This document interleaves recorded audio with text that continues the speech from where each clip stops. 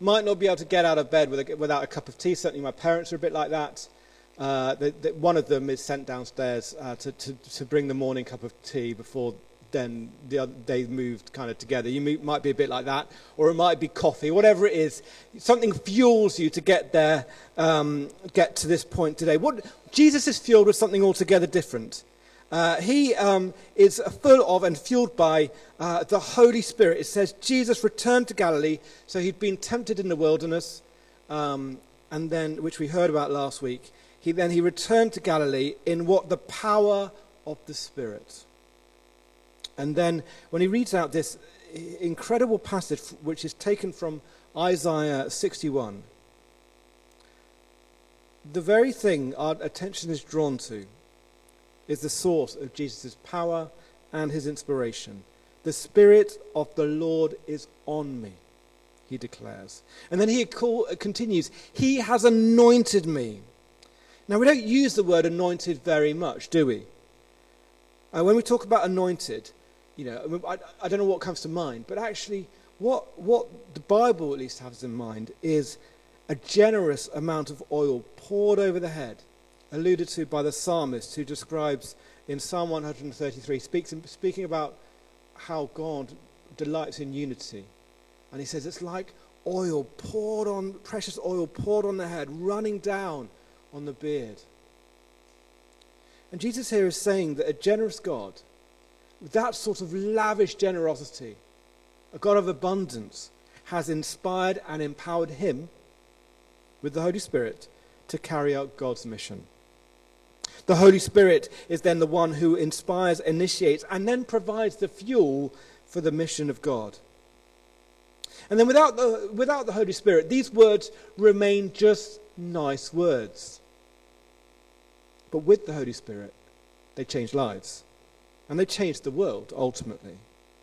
And what do we see are the priorities for God's mission? If we look further down that reading, he has anointed me to do what? To proclaim good news to the poor, to proclaim freedom for the prisoners, recovery of sight for the blind, to set the oppressed free, to proclaim, that word again, the year of the Lord's favor, announcing this has happened, that today is the day. And so he's saying here his priorities are the vulnerable, those who are poor, blind, captive, oppressed. And he says, I've come to bring about restoration to a broken and hurting world. That's what I'm there for. And it's not just those who are literally poor, although it is, those who are literally in prison, although it is, or those who are literally blind, but actually those who find themselves mentally oppressed, imprisoned by circumstances or addiction, those who've come to the end of themselves and have nothing to offer. And let's face it, we may find ourselves in that place. We might feel like we're in that place today, because life can be hard. It can come at us, and sometimes we don't know what's just happened. Things can spin us around in an instant. Whether we're parents, think about families today. Family life can be hard. And whether we're a parent or a child, it can be tough.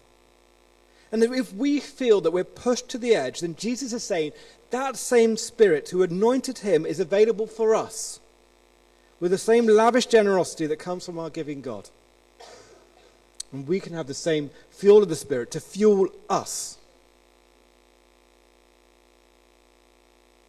The thing about Jesus is that he knew to ask. He got up early in the morning, he made that time for God, and he completely relied on the strength and the power of the Spirit. But he needed to keep on going, keep on asking for that Spirit to fill him. And we need to do the same. So as we look at Jesus' manifesto, as we look at the gift of the Holy Spirit who fuels us, we're going to spend a bit of time talking around our tables about how this might apply to our lives around. So there's some questions to think back. They're on. If you can't read that screen, they're on the tables around you. So first question, looking back, who's been a father figure or a mentor or a good friend to you? Someone who's used their time, wisdom or strength to help lift you up when you've gone through a low point. The second one, looking inward, we can't do everything by caffeine and sheer willpower alone. So if you're honest, and you feel able to be, where in your life right now, in any sphere of your life, Do you feel a bit pushed to the edge? Where do you feel like you need a fresh bit of God's help? And then the third one is looking a bit outwards. God fills us so we can pass it on. That's the whole point. He's called us to fill us with the Spirit so we might overflow to others. So who's one person you know who could really use a bit of your encouragement, support, or a kind word this week?